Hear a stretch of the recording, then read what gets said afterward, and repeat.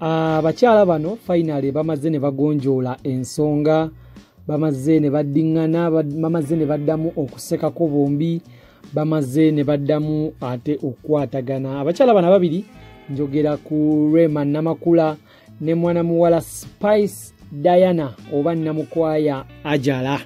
Kwaniriza nnyo ku MMTV, webale nnyo kubeera nga weekuumira ku MMTV, webale nnyo ku subscribinga, webale nnyo ku likinga, ate mwana wattu webale nnyo kubeera nga ate usharingako ne banno nabo ne bamanya amazima. Gwatanaba ku subscribinga wansi awo tulabike nga tutambulira wamu ffenna, tulabike nga ate tweyongerayo okumanya amazima, tulabike nga ate tweyongerayo ddala okumanya ensibuko y'ekituufu wano ku MMTV. Gwate ya subscribinga eda nyagamba nti chokola kyakabi nnyo, webale nnyo mwana wa maama.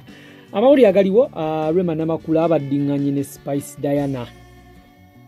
Ababiri bano baali bafunamu obutakkaanya ng'era kabwanango nga tebakwatagana bulungi, Rema Namakula ne Spice Diana. Rema Namakula ono yalina obuzibu ne Spice Diana ebiseera ebyo. Rema Namakula yali akyadeetinga Edrisa Musuuza. Edrisa Musuuza yamalira ddala ebbanga lya myaka 2 bweddu nga takomawo waka, era ng'embeera yonna agikwasaganyiza wabweru w'amaka, ng'abeera n'abawala nga baneeno omuli Rema Namakula, omuli Lydia Jasmine, omuli Pia Pounds n'abawala ab'enjawulo bangi nnyo.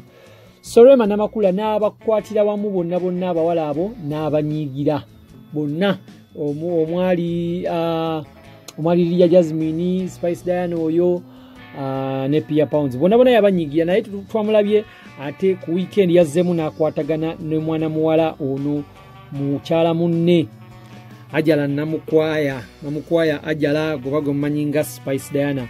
Bakwataganye babadde ku mukolo ogwo gwabadde side za wali eri ekazo, bali bagenze okuyimba nno MC w'omukolo n'abagamba bwatino mujja nnoonya gye mwenyigirira kuba waneeno twazze wano mu ssanyu, tetwazze kubeera nga ate twenyigira. N'abasaba baleme kutunulira nnyo bintu by'emabega kubanga Rema Namakula ya moving on, ate ne Ajala naye ayina omwami.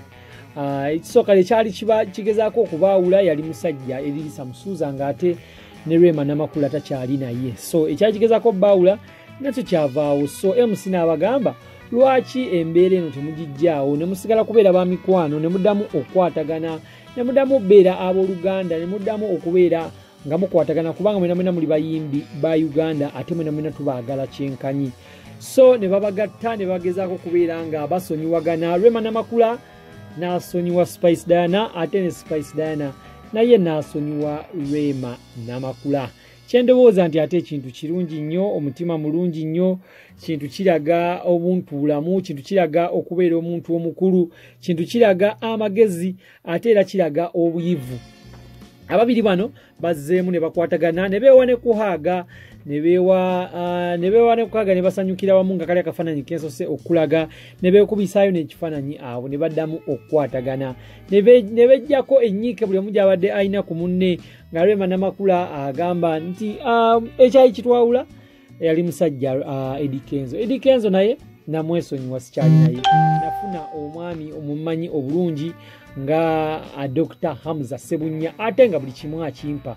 So kati sirabawo kintu kimbonyabonya na mbeera eyo. So Rema Namakula n'agamba byebyo nno ebiva esaidi yeeyo. Rema Namakula yali yanyiigira Spice Diana nga bw'omulaba awo bali bagenda ne Eddie Kenzo ku concert ez'enjawulo, awo baali ku awards zaali za Brians, baali ku awards, baali batambula bonna nga Eddie Kenzo watatambudde na Spice Diana ng'atambula na Lydia Jasmine, kwegamba nga Rema ye bamudibya, bamufuulira ddala mukyala wa waka. So nga Rema yabinyiigiramu ebintu bineeno nga byamunyiiriza ddala nno. So nga abaana bonna yabanyiigira, bano bonna ba Spice Diana, ba Lydia Jasmine, ba Pia Pounds, simanya ba Winnie Nwagi baani, nga bonna yabanyiigira kubanga basiiba ne bbaawe. Ate ng'omusajja kyendowooza nti omusajja yali ow'okunenyezebwa, ye lwaki yali abeewa. Anyway, nze simanya eyo ndowooza yange, oliwadde mena okutuwa endowooza yo wansi awo ne tulaba ate mbeera ki gye baali bayitamu bombi, mbeera ki eyali eri mu makati waabo bombi Rema Namakula ne Spice Diana. So lwaddembe okukomentinga wansi n'otubulira ani yali mukyamu, Rema yali abuba oba omusajja eyali akola obwenzi.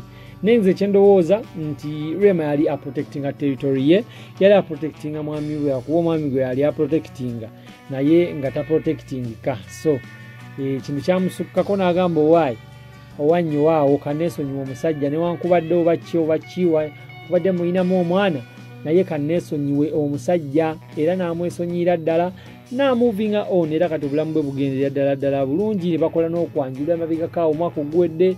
Guno omwaka gwennyininyini badde bagenda kukola embaga naye covid n'abirinnyamu. So Rema Namakula akyasirisizaamu embaga naye covid waggweerayo wonna agenda kuba atukubako embaga.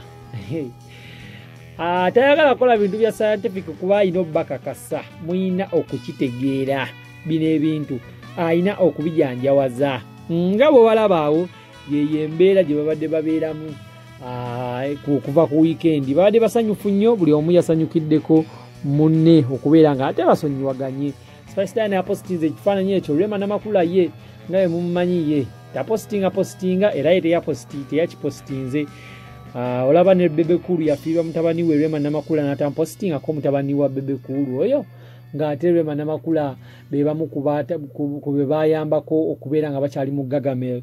Omwami oyo Alan yafa nga bamutambulizaako ku nnyimba ze, batambuliza ku nnyimba za Rema. Olaba n'oyo teyampositinga, olwapositinga ennamukwaya waffe munaye ebyo ebya Rema Namakula. Naye nga mawulire tugenda kuleeta amawulire mangi ate abasaidi ya politics eri Lutamaguzi naye balabise nga ate bamuwadde bail bamutadde. So subscribing wansi waneno tugenda kuba tukuwa amawulire gonna nga bwe tugafuna gonna nga bwe gajja. So kola kimu kya kusubscribing wansi awo tubeere nga tutambulira wamu, tubeere nga tweyagala fenna.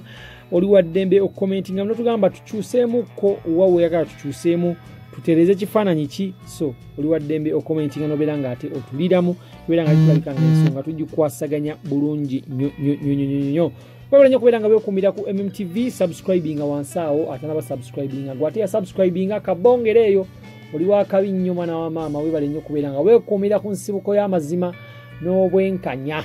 Byebyo nno ebiva saidize eyo ewa Rema Namakula, webale nnyo kwekuumira ku MMTV. Tugenda kuba tukomawo n'amawulire mangi nnyo agalaga nti ate ebyaka Dr. Jose Chameleone ebibe si birungi, bayawukanye ne mukyala we ate mu Daniela akonako weegali.